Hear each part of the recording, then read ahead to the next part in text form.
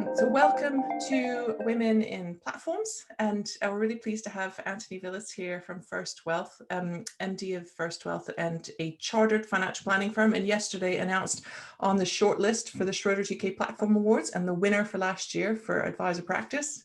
Nice one. And I was really pleased because I was doing the shortlist yesterday with, oh, sorry, it's not the shortlist. Lucky Clive's not in this. He'd kill me. He keeps telling me it's not a shortlist, it's finalists.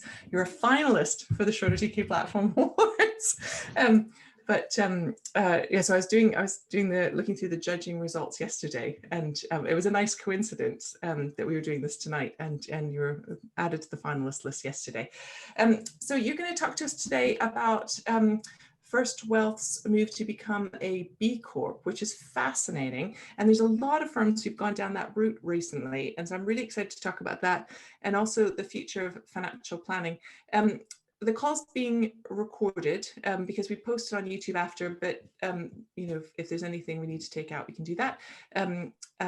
We'll have questions through chat or put up your hand, but we'll kick off if that's okay. Anthony, if you don't mind just introducing yourself to everybody. Yeah, so I'm Anthony Villis. I'm the Managing Director of First Wealth. I think I know some of the people on the screen, so hi to everyone.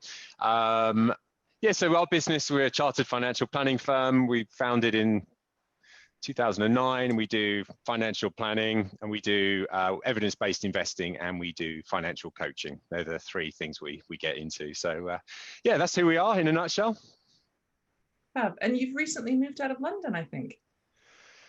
Well, yeah, I'm 3.5 years ago now. It's so I'm in Dorset, so I live in Poole with my family. Our business is based in Marylebone, which normally I sort of commuted up to London sort of 2 or 3 days a week. But I haven't been there since March, so I haven't been to London for 6 or 7 months now. So the office is open for those who want to go in.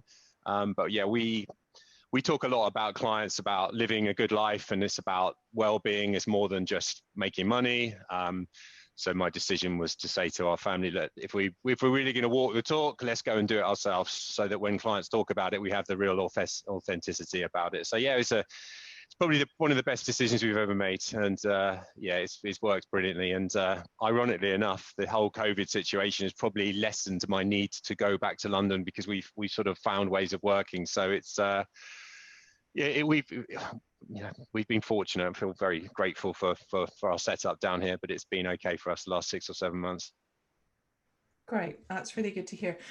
So getting on to B Corp, would you mind just telling everybody what is a B Corp? Because I had an idea, and I did a bit of snooping around last night to get a bit more background. But if you wouldn't mind just telling us what a B Corp is to start with. Okay.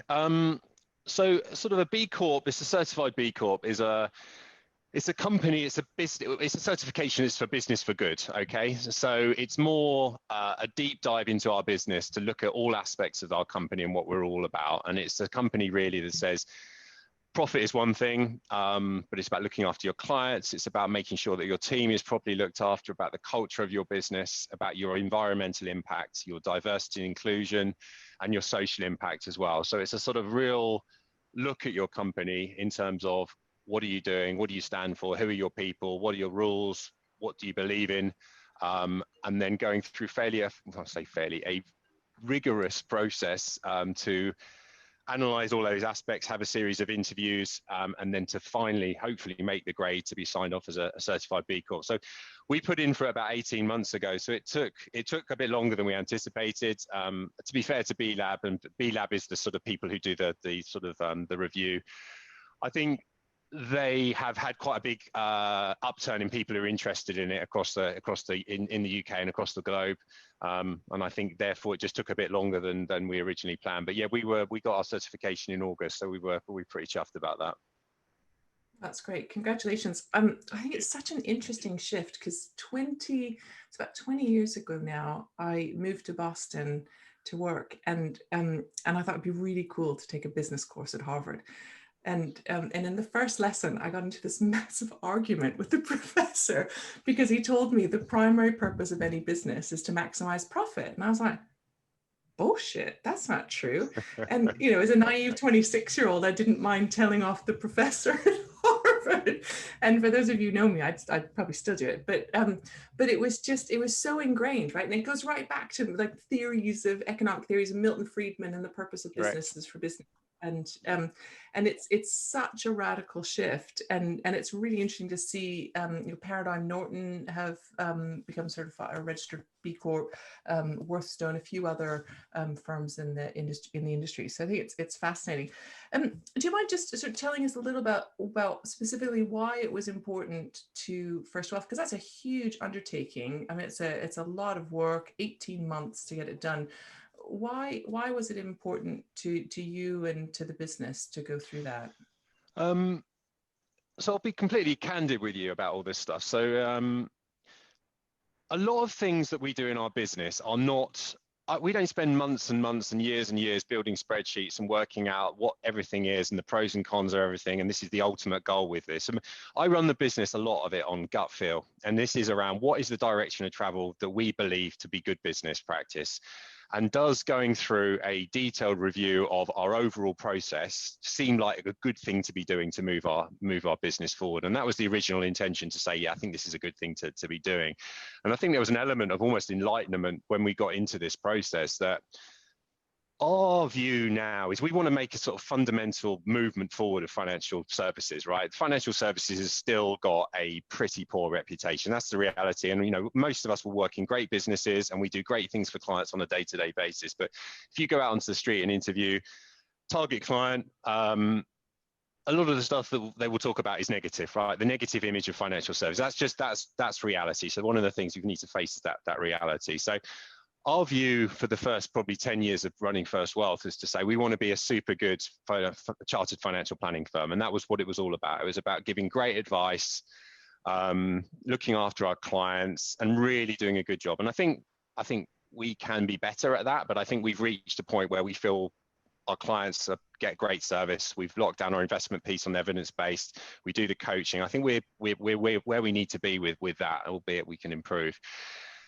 And then it's kind of like, well, actually, is that enough? Is it enough just to be a great financial planning firm? Or do we want to go a bit bigger with this? And do we have a bit of bigger ambition? And actually, it was like, yes, I think the talk to the management groups, like, yeah, let's see what we can do. So it's this sort of marker in the sand. So let's see if we can actually make a fundamental shift in the sort of perception of financial services in the UK. That's what we're going to have a go at doing. And in order to do that, being a chartered financial planning firm alone isn't enough. And it needs to be, therefore, it's like, right, we need to now build a business that's fit for this, almost like a model 21st century business. What are the good things a really good business does that transcends finance? It doesn't. I don't really want to be reviewed by our peers. I want to be reviewed against the great businesses in the country. And since they talk about global stuff as well. So, what are those things that matter? And I think it's all about then having this sort of, you want to go and work for a cause. You want to work for a purpose. You don't want to work for a business. You want to work for something that transcends the sector you're in. So our course is about trying to change the financial services profession. And then we have a series of mini courses in that, right? How do we grow an amazing culture where we look after our team in the sort of really sort of progressive ways that most companies probably aren't thinking about? What do we do for our clients? What is our social impact? And then how do we think about our environmental challenges as well? And let's go for all of those things. And if that then starts to feel like a company that's moving in the right direction, and we want to then see people looking at us, because a lot of this is about talent as well. And we say, right, the reality for, we're a small business. We can't afford to pay probably the same as maybe a big bank or something like that. But what we can do is we can create a culture, and we can create a vision, and we can create a mission state where people go, I want to go and work for First Wealth because they stand for something that's bigger than just financial services. So this is kind of where we've got to. And some of this has come post our B Corp bit. So it was the original bit was, does that feel like a good thing to do? Yes. Let's get into the process. Right. Once we're in that process, here's a load of stuff you have never thought about what you should be doing for your business. Right. So it's almost like a learning experience for us. Right. Here's now, we see it as almost a roadmap to go. Their review process is our roadmap for how we're going to get better, because we didn't score 100%. We've probably got, I think we only got sort of 50%. We marginally got through because the barriers are high. So what, again, you look at it two ways. It's like, right, we squeaked through, or there is a huge amount now of stuff we can go at outside of our day-to-day financial planning thing to become a better business and to improve what we're doing. So it was an eye-opener. And the thing is, you talk about culture, it's like everything, you know, you go back, if you'd asked me this question a year ago, what is culture? It's like, well, we'll put 4 or 5 core values on the wall and that's our culture. And then actually, once you start looking into culture and what it all means, the behaviors, the symbols, the systems, the processes, to be walking the talk rather than just saying stuff, you open up this massive opportunity and go, wow, this is pretty cool, actually. So that's where we're at. So we're right in the middle of this thing. I mean, the B Corp is reviewed every 3 years, and you know, we've now set sort of targets for everything we can be doing better, but that social impact, the environment of it, the work, the team, and the clients as well. So it's exciting. That's great. I loved what you said about benchmarking yourself against the best companies, right? So setting your sights on a different tier, and so much of what you said was about what you're trying to do as a business in terms of changing the public's perception of financial planning, but really focused around your team and who you are rather than around the client proposition, which I thought was really interesting. And you know, that importance to the people in the business. Would you say that this decision has been more important to the people in the business than to your customers? Are your customers aware of this? Is it important to them as well? Or I should say clients, not customers. Yeah, sorry. no, that's right. Customers, clients. It's we've obviously made people aware of it, and clients generally have been very supportive. The sort of, you know, again, a lot of this stuff is, there's sort of various reasons for doing it. One is to say it feels the right thing to be doing, and it feels like this is, you know, you want to build something worthwhile, then say you've got to go that bit further. And well, I talk a lot about community.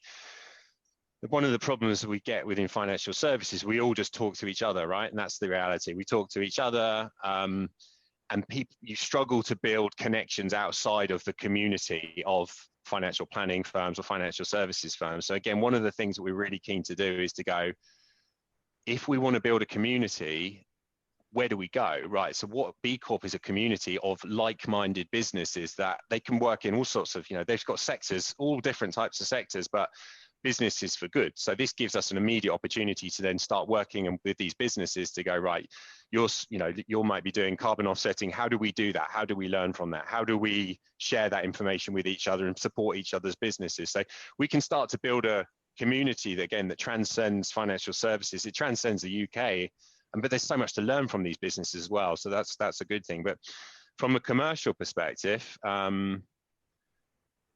a lot of the clients we work with and want to work with are entrepreneurial clients who run their own businesses. And we feel that there is a commercial edge to what we're doing to go, that is a business that looks like it's run in the right way. I would like to be a client of that business because they do things that are quite cool. And I like what I read about that business.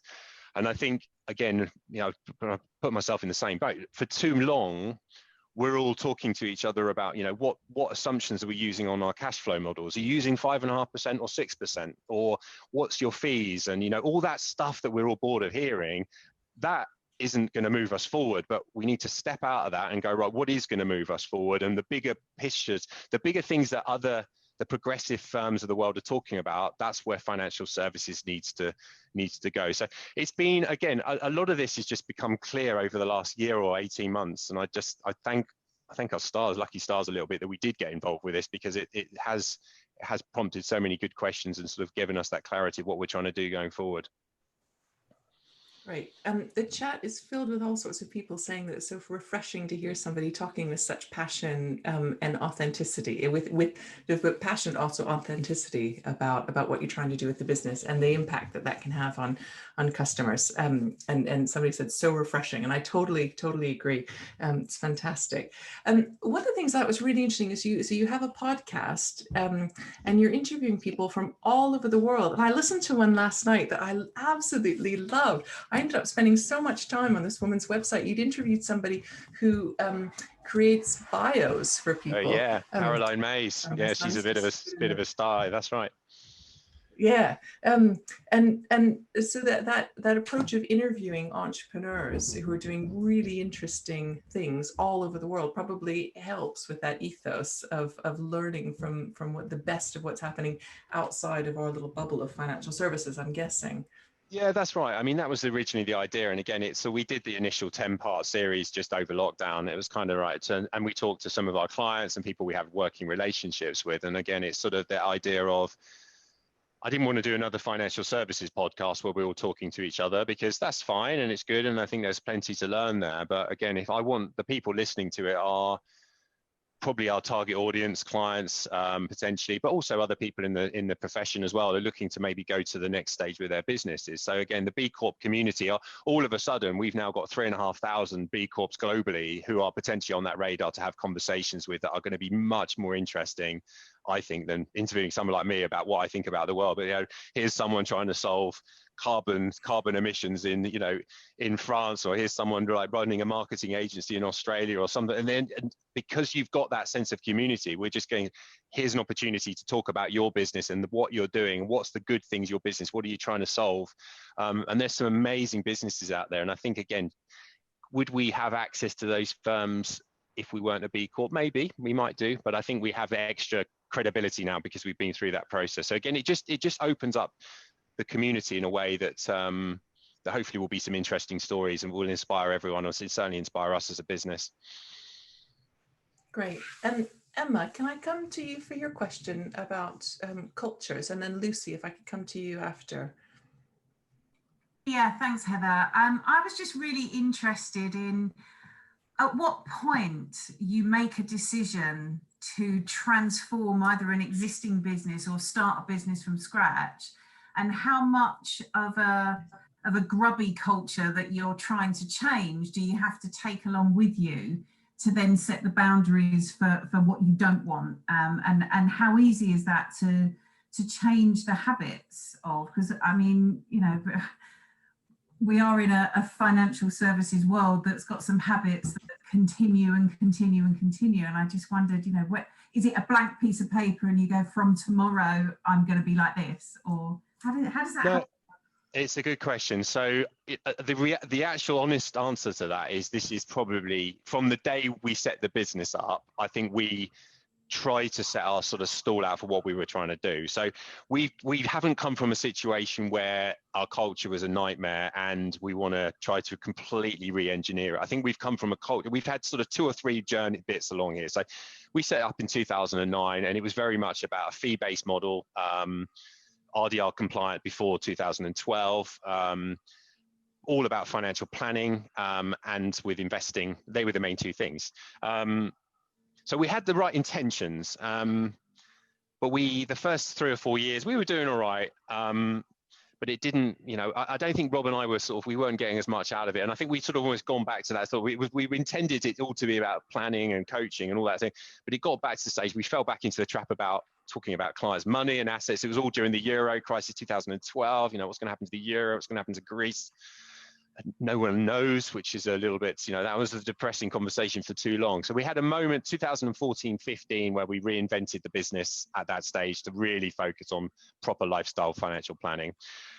We went through like the various books, like Start With Why, Simon Sinek, The E-Myth by Michael Gerber, the Entrepreneurial Guide, where we talked about the core values, the mission statement. So we 4 or 5 years ago, we mapped out some of this stuff, but it was kind of almost like textbook. Here's a book, read it, do some of that. And what you use the template, yeah. Yeah, and what you realize is that it doesn't really go. It's a start, but it's this thing of this is anyone that wants to get into culture. This is a great book, by the way, Walking the Talk. And this probably answers the question, but around, you say you've got your core values of this, and you say your mission is this, and this is what you're saying. But do you actually walk the talk? But when the chips are down, do you say, and do you do as you say, or do you go, actually that's what we say, but actually what we really do is something over here? So that was 4 or 5 years ago, and I think so. We had a decent culture, and our service businesses, we've always looked after our clients well. I think, you know, remuneration and fairness and transparency and customer reviews and looking after our stuff. We've always been quite good at it, but I think this is now the next step up around this whole accountability and responsibility, and going, rather than just having core values, what are the behaviors we expect to see in our business that reflect those core values? What are the symbols that we expect to see? And what are the systems we expect to see in our business to reflect those values? Once we've got those and we've then communicated with the staff, this is what we did. This was literally last week. We had our autumn update and we built a culture deck, which is behavior, what we expect to see. It's based a little bit on the culture deck that Netflix, I don't know if anyone's seen that. Netflix have done a culture deck sort of 10 or 11 years ago. And it's the first one out there about behavior and core values. What they do expect and what they don't expect. So I shared it with the team last week, and so this is a working copy of the culture deck, and I give it back to the team and say, look, I want everyone here to sign up to this. This is what we now expect going forward. If anyone's uncomfortable with this, you have two choices. One is you need to tell me and we need to make some changes, or if you don't feel comfortable signing up to it, then you're probably not the right person in the business. I feel absolutely confident 100% of our people now are the right people in the right seats. We've got such a brilliant team who get it and they want to be part of what we're trying to do. So we were lucky, to answer the question, we were lucky. Most of it was right, and now we're just trying to get it decoded better to make it better as it goes forward.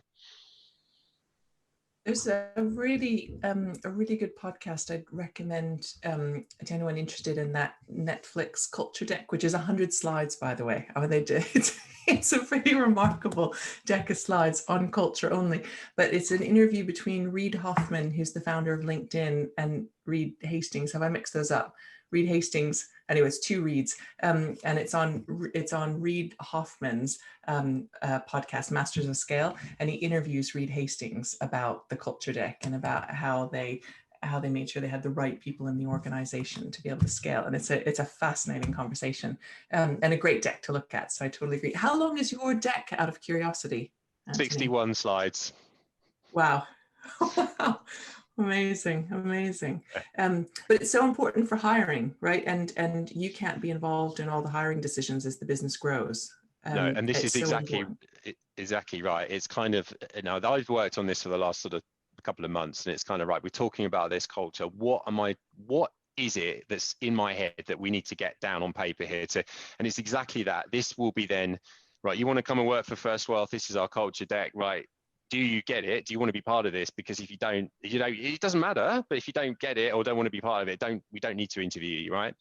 But my goal is to anyone that comes on board, is what I want to do is as the business owner with Rob, is to sit down with any new hire and go, right, this is the culture there. This is what we stand for. So this is about messaging and framing to go, one of the first things that will happen in our business when you join is for me to sit down with you and explain our culture deck. So not, this is how you put a new piece of business onto our CRM, or this is how we get remunerated. This is what we stand for. It sets a precedent. Again, one of the things that, again, we learn, right? So I'm just like an open book and just want to learn stuff all the time. We worked with Culture Amp, who do so Culture Amp is a business that does sort of feedback from your team, employee engagement scores, sort of pulse surveys, anonymous feedback. They run their HR resources. So we adopted that during lockdown as well, to say to the team, look, this is your career, you need to build it, but this is a way of engaging with them on a regular basis, month to month, week by week, sort of scores. And those guys are unbelievably on all over culture. They're like at a different level. So we've had access to them. In fact, Nick Matthews was one of the guests on, if anyone wants to learn about culture, then one of my podcast with Nick Matthews, who was one of the VPs of Culture Deck, of Culture Amp, he's gold. The knowledge that those guys have.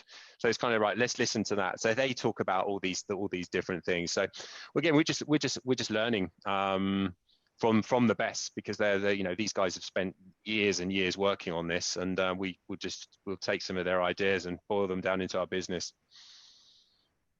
Right. Lucy, sorry, I interjected with my own comment. That's right. Hi, Anthony. I was just interested, you said it took you 18 months to get the certification. And is there any sort of annual or regular renewal or accreditation process that continues to demonstrate that your business is focusing on purpose and values over profit? Or once you've got it, is it just a sort of one-off type process? No, good question.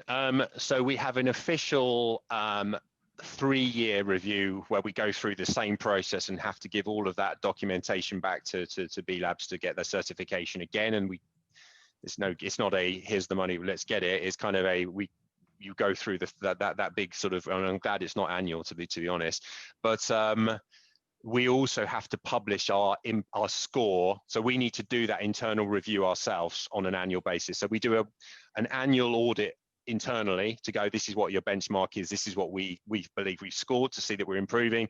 And then every 3 years we submit ourselves completely to the team and go, right, here's all our spreadsheets, all our data. How did we get on? And hopefully we will improve. So the idea is that we scored just enough to get in. It was touch and go, and I think, I look at what we do and I think we do a lot of good stuff and we only just made it. So it's like, okay, right, that's fine. That's good. There's lots of upside here. But what I want to do now is we've effectively got a 3-year run up to this to go, right, we can see where we didn't score well and we just tackle those things now, right? Do that. 3 years, we should be in a position where we score way above the benchmark once we get to that reappraisal. Great. Helena and Paul, you both have had questions in the chat or comments. Helena, can I come to you? Googling culture deck, sorry. Sorry. Yeah, I'm just interested. Sorry, I just didn't want to lose it. But effectively, I was just wondering how you reinforce that with the team. I think you talked about some of it already, but I think it's really important to recruit. We've learned the hard way to try and recruit to our values. How do you sort of reaffirm that within the team to keep them sort of as fired up as you are about what you're trying to do? What kind of things do you guys do to do that? I think the main thing for us going forward is we'll just be resharing that information. I think it's the behaviours on our, so we have a quarterly get together online at the moment. And I think the key will be just to reaffirm, just to go over and to restate those behaviours. So rather than just what are the core values, then to restate them. But this is where you then start getting into the processes. So we have like what we call a monthly Rockstar Award for the team members, and then anyone that has is nominated by the team for showing behaviors to the core values. So right, who is the rock star of the month? And it will be basically, right, I believe it's this person because they've showed these behaviors which demonstrate these core values. So we can do that on a regular basis to sort of highlight good practice. So yeah, it's just that sort of ongoing affirmation of what we're trying to do. I mean, the next stage for us is I talk about sort of symbols and process. So the key then, the next bit of the challenge for us is to go, because it's like service by design, not by default, if that makes sense. So all of a good business will have a system built so that core values and service excellence are just sprinkled like stardust right through it. And it gives everyone an opportunity to go, this is the advice process. This is what happens, right? So you do a fact find, right? Okay, you do that. You give them the terms of business, you do money laundering. But what we're looking for is, right, what are the opportunities to just sprinkle some sort of stardust or core values in those things? So it could be, right, once the, just as an example, right, once the client is engaged and they're on side, after a period of time, after that initial bit, pick up the phone and talk to the client about how it went. What was, get some feedback. How did we do? What could we improve? How, et cetera, et cetera. So that listening and that care. So if you build that into the process, then you'll get it. So it's design, it's service by design rather than sort of by luck. So that's the ongoing process bit. But symbols again is around walking the talk. Do we stand? Do we do what we say? So are we promoting people who show core values? Are we looking after our team? It's all those things, and a lot of that is, some of it's obviously subjective, some of it is built into the business. But you want to. It's a lot of it's about your actions. Are you standing by what you're saying, or are you just talking a load of nonsense and then doing something completely different? So it's, but yeah, the reaffirmation on a regular basis. And I think the Rockstar stuff does us good because we're highlighting good practice. Great, thank you, Paul. So I'm going to put you on the spot now. Okay. Hi, Anthony. Paul. Thanks very much for what you've been talking about. I mean, really, really positive stuff. I talk a little bit about culture and that sort of thing as well in businesses. And we, just for feedback really for everybody else, there's one business I'm working with where we did all this end of last year. And the difference in the business is absolutely amazing now. And we sort of, we started at the top level, took it down to the senior management team, then pushed it down the business. And as you wouldn't recognize the business now. And I think it's good for your employees, isn't it, that they feel part of it and understand what you're doing as a business. And once they get excited, it's just great to be on board. The thing I wanted to ask you about, Anthony, was how long did it, sorry, not how long, how many people were involved? So how much time did it take in the business, you spent? So was there one person that was allocated responsibility for getting B Corp? How did you divide it up? How did you do that? So we had two main people. So Caroline in our business is massively into sort of sustainability. So that was one of her big things in the company before. So she was a sort of, right, I want to be involved in this process. And then Kerry Burgess, our practice manager, who was there with the main two who kept this on track through the whole process. I was sort of updated and sort of included when I needed to be, but they sort of gathered the data, put it forward, got to the to the next stage, and then when the interviews were coming, I would get involved with the interview. So there was three of us really, but I think Caroline in particular was instrumental in keeping it all on track. Kerry was great there was a lot of data that had to be gathered. There's a lot of data digging and finding stuff and putting it all together. So Kerry was great on that. So my bit was really just turning up at the interviews when required to a lot of it was, why do you want to do this as a business? And I think that was why I needed to give my view on what we were trying to achieve with it. So yeah, it took a lot. It did take time. It did take a lot of hours. And because it took so long, I think there were a few moments where, not really with Kerry or Caroline, they were great, but I think a few other sort of senior people in our business were like, is it worth this? Is this, we're spending a lot of time on this, is it the right thing to do? And I think the answer was clearly yes, but we definitely had to sort of defend the process during it because of the length of time it took to get certified. Thank you. Right, that's really helpful. And I think, reaffirming the decision to go through it is probably helpful. If it's an 18-month process, it wouldn't have the rigor it does if you didn't have to do that. One of the things I wanted to ask about, and this is a bit selfish because we've just done a bit of work on ESG integration, and I've been reading, so all of the books you mentioned, I've been reading, good. And Walking the Talk is on my list. And I had a copy, it's actually behind me on the floor, it should be on my desk, but I have a copy of Traction that's usually sitting next to me because I sometimes peek at it to say, just to make sure I'm focused on what my core values and goals are in the business.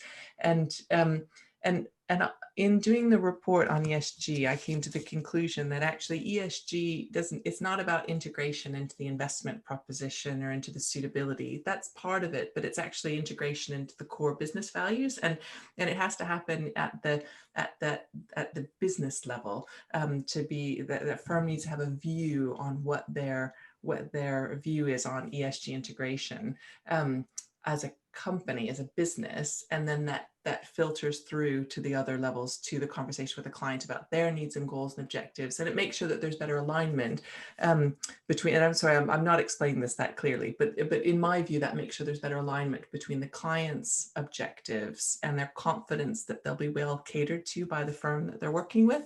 And I'd just be interested in learning a little bit about how, because B Corp is much more than just ESG, but I'd be interested in hearing your views about how ESG is integrated into your business and whether it is important. Yeah, it is.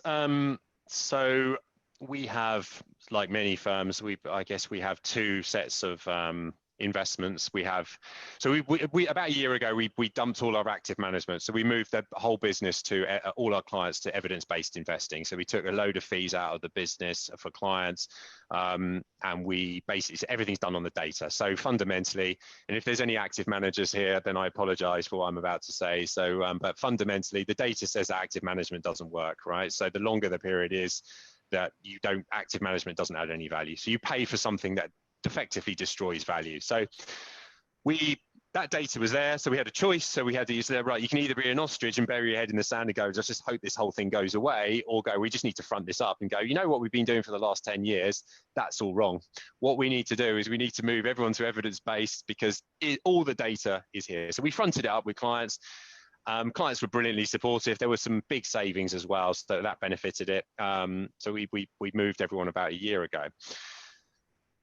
We also run an ESG evidence-based approach. Now, I don't know how much time and effort you spent on ESG, but ESG, there's a huge area of, you know, sort of evidence-based or active management or dark green, light green. We are trying to replicate an ESG version of our evidence-based. Okay, so it's a passive portfolio with tilts around small versus large momentum stocks, emerging markets rather than developed. What you find is that despite all of the talk about ESG, the passive side of it isn't very developed yet. It's actually still quite new and quite fresh. So for example, if you're looking for an ESG version of a emerging markets value fund, you're looking for quite a long time because there ain't any.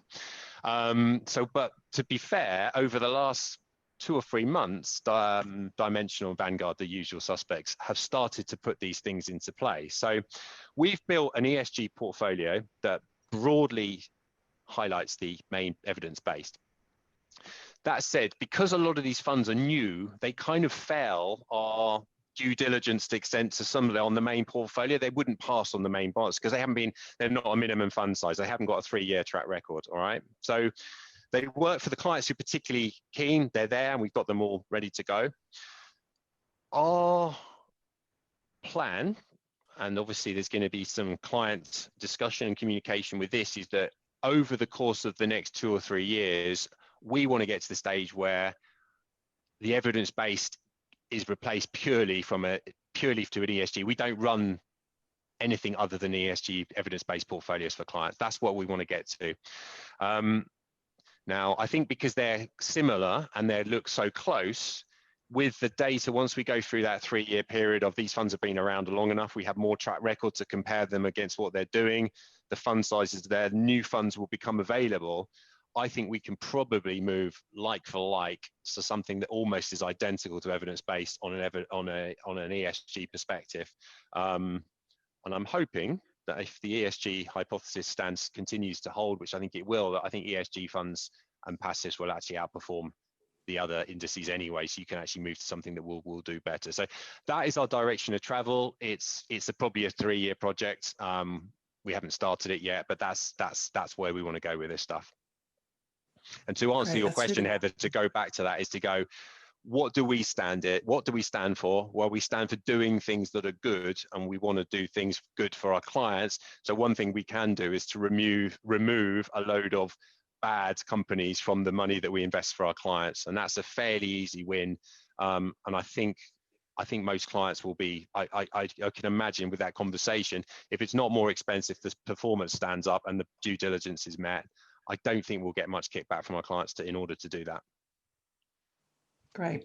Yeah, there's a lot happening with some of the index providers trying to develop new indices, but it's definitely a challenge, and it's not just in listed companies; it's also corporate bonds and everything else. Correct.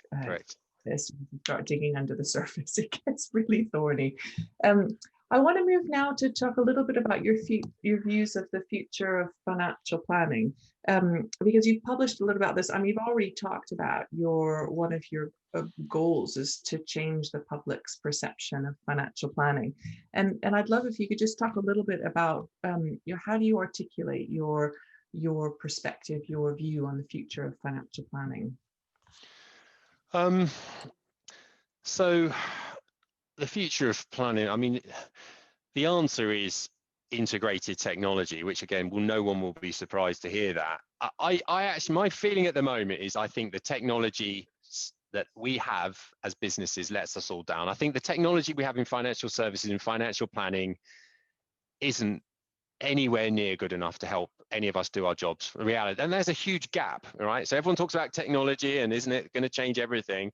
Where we are at the moment, it ain't anywhere close to where we need it to be. So there are all the amount of money that's been invested in robo advisors, i.e. an algorithm that invests your money. Everyone's chasing the same thing. It's kind of this assumption, right, I've got £100,000. I know exactly what I want to do. I want to fill out a risk profile. I want to invest my money, job done. I don't need any coaching. I don't need any planning. I'm all right with it all.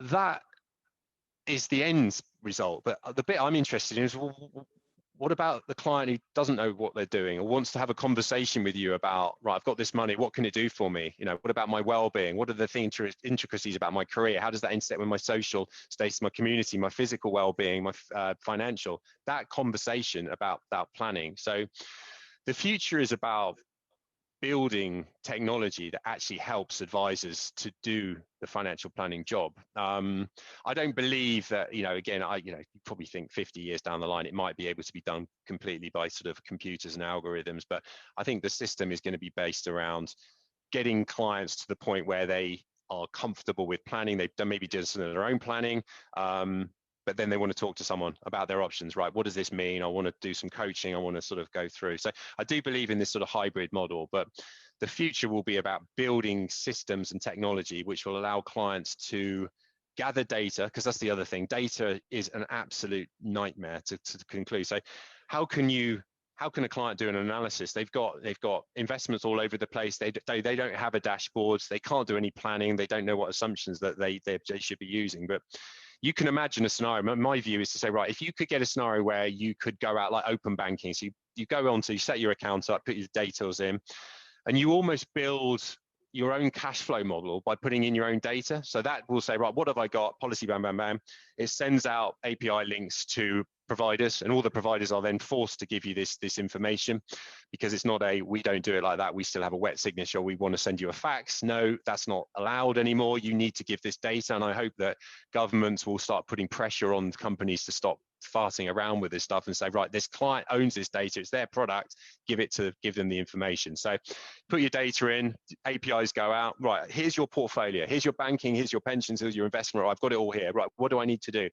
Right, put in salary, etc., banking, linked together. You can get to a stage where you can start building that cash flow model that can be built itself. You know, what the client's putting in the data, it's being provided for. So you then get a screen going, this is what your financial future looks like. If you then get to a stage where that data set is wide enough, you can basically be looking at it going, right, based on who you are and what you've got, you look like these sorts of clients, and these are things that you need to be thinking about your financial planning. So this is like AI or machine learning. So you can get to the point where a client's probably done 90% of that data gathering, the analysis, the pulling together, and go, right, I've got all the information. What do I need to do? And that's the point where an advisor will go, right, I've also got access to that portal. I'm going to jump on it. I'm going to do some planning with you. And these are your options. What should we do together? So it's about data. It's about ownership of data. It's about changing the minds of these companies who just feel like it. I think there's a lot of companies I think they still believe it's their money. It's like, right, we've got the investment. It's our money. It's not yours. So I think there's a bit of a cultural and mind shift that needs to go on there. And then it's about building products that are actually going to help clients and also advisors to do their job. So again, I talk about evidence-based financial planning. I think that's something that will come. So this idea of a lot of financial planning is about subjectivity. So the idea, what should I do? And an advisor goes, well, I think based on the information you have, you could do this, you could do that, you could do this. Evidence-based financial planning is going, right, based on where you are and all of the data around you, this is the right thing to do. So where do you live? What's your health? What's your life expectancy? What's your postcode? What's your asset value? What's your attitude to risk? Right, what's your life expectancy? Right, based on what you're telling me and based on 100 years of market data, the right thing for you to do is buy an annuity, because that's what the data is telling you. It's not subjectivity anymore. Or the best thing to do is to go into income drawdown. So you get actual data-driven answers for financial planning. But again, that's going to be only made available if we have these data sources sitting in one place. So there is a huge opportunity to own this space and get into the right place, which is massively exciting. But again, at the moment, we are absolutely nowhere near we need to be. So again, it's one of the things that's on. I would love next year, once we've got a few other projects going on, it's probably the area we're going to spend more time on to go, that's what we want to build.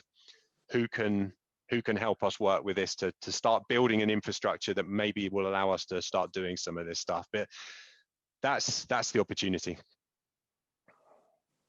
Great, 100% agree. I loved what you said, that we need providers to build tech for advisors to do the financial planning job. I 100% agree. And your comment about data is so important. And there's, I urge everybody to make a submission to the FCA's. They've got a review open, or taking comments on preventing consumer harm. And it seems like the angle that they're taking is that providers can help through guided solutions to reduce harm to consumers. And there's a lot of skepticism about the value of financial advice, I think, from the regulator.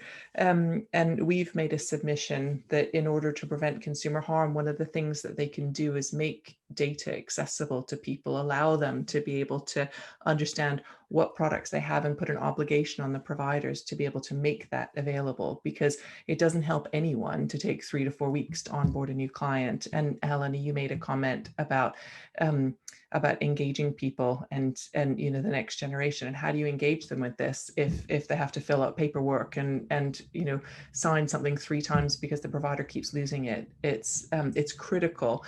So I encourage all of you to put a submission into that FCA call for input. It's due in December, so you still have time. And it's about preventing consumer harm. And I think that giving people access to their data is definitely part of it. Sam, did you want to make a comment? So you made a comment, a couple of, it's up in the chat, about why Robo hasn't worked and the focus on product selling. I just think that it's a combination of the FCA regulation and the way the first kind of tranche of Robo has made its way into our world. And I think really the easiest way was to try and put, I guess what I would call, simplified advice online. So I think Robo advice. It's a misnomer, because it's not really robotic advice, is it? It's just simplified advice on a computer, so a person can complete it and get. I'm just not convinced that it's really. Yeah.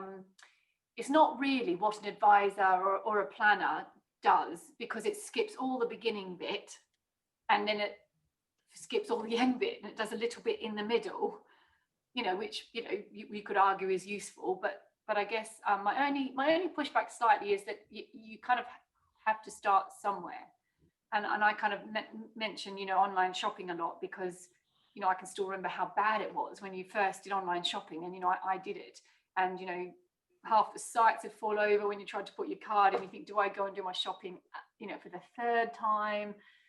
And so there's a lot of that, and I just think that we have started that journey. But I would agree with you, Anthony, that we don't have robo advice by any stretch of the imagination. But no. I do think we will get there, because obviously seeing the advance on the machine learning algorithms, and you've only got to look at once there's a bit of a shift in dynamics, which I think COVID's probably actually made a lot of the bigger companies think about.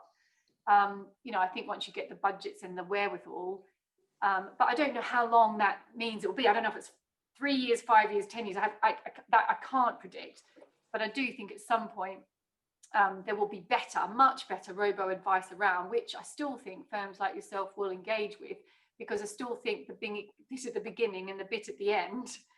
In terms of I think that hybrid model is going to be desirable for a long time to come. Yeah, I agree. That's my view. So I think what we should be doing is looking at producing in the interim. So in the next 5 years, is looking at producing excellent hybrid models, which I think is what you were advocating.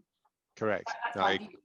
No, I agree with you. I think that's exactly right. And I think, I slightly tongue in cheek, it's kind of the next time I read on Twitter, the next person, technology guru, is coming in to solve financial services, and I go, Right, okay, I'll give you 6 months, mate, before you're going, bloody hell, this is hard work, isn't it? I didn't realize there was so much regulation in this. I can't do this, and go.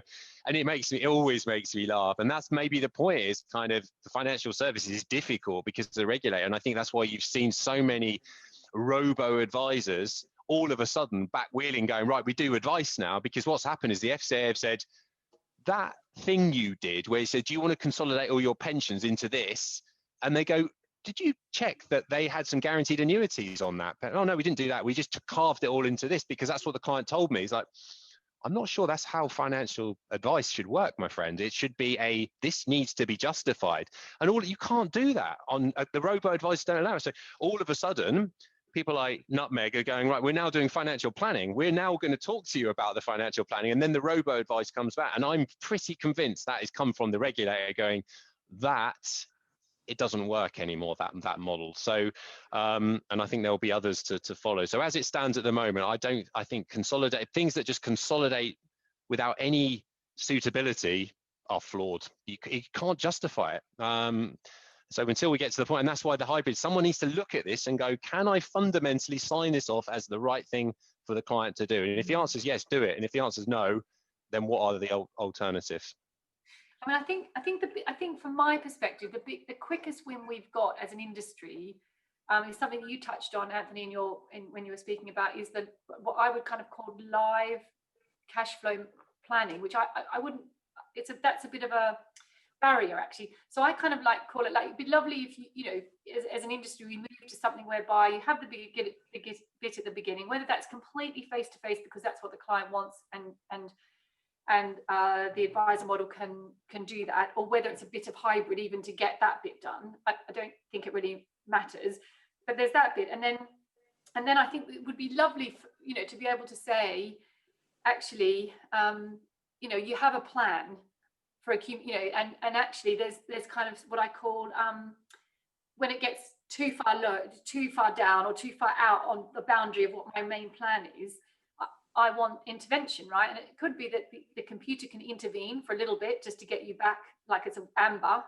And then when it goes red, it's like, I really want Anthony to call me. It's like, you know, because you're in your team, because the computer now can't help me. It's like, God, you've really gone off piece, but I don't know how, but you know, it's gone very wrong, and computer can no longer help, type thing.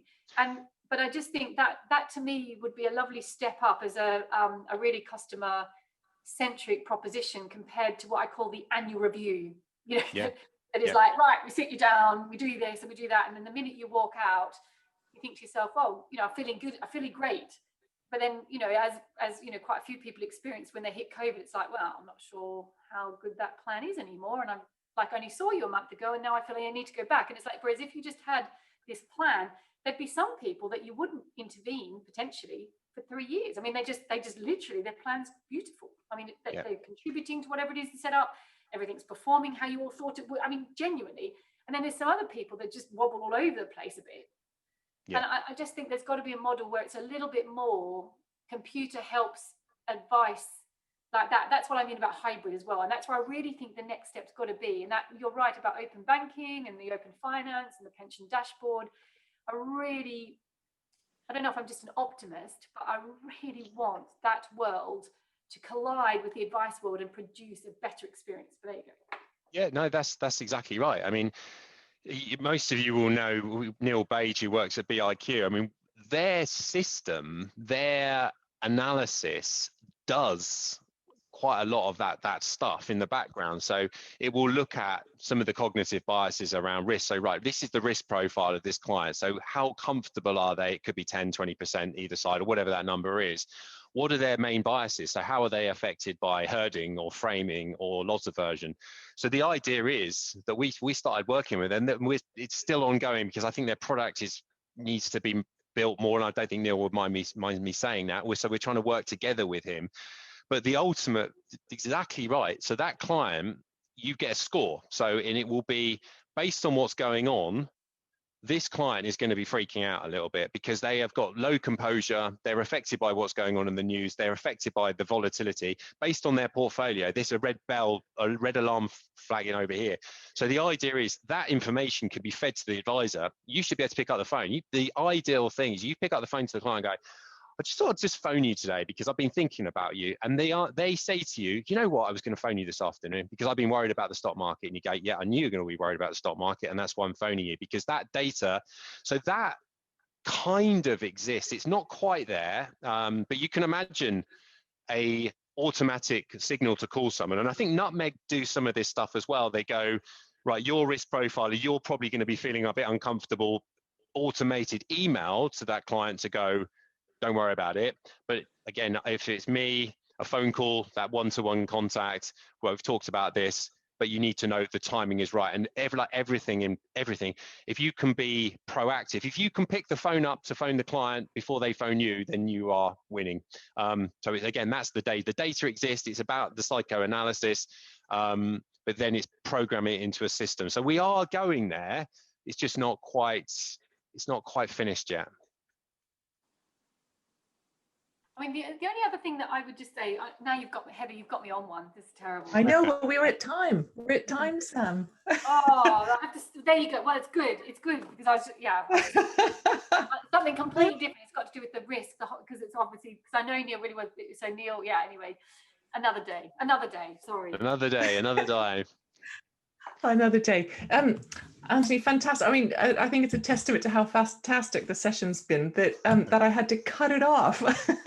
We could go on for much longer, I think, but that wouldn't be fair to you. I'm just going to hit enter. I've put a blog that Anthony wrote in the chat, that's some of his views about the future of the profession. It's definitely worth a read, really inspirational, lots of fantastic ideas about hyper-personalization and gamification, and some really, really interesting things to help us think outside the box. Rose, I'm going to pass to you now to wrap up. Okay, cool. Thank you. So this is the point where I tell you about next week's session. I'm so pumped and energized by this session. I'm nervous to do that. So that's a testament to how great that session was. Anthony, it's great to see you again. And that was brilliant. Thank you. But next week, what I'm doing is I'm going to use our hour to do some life admin.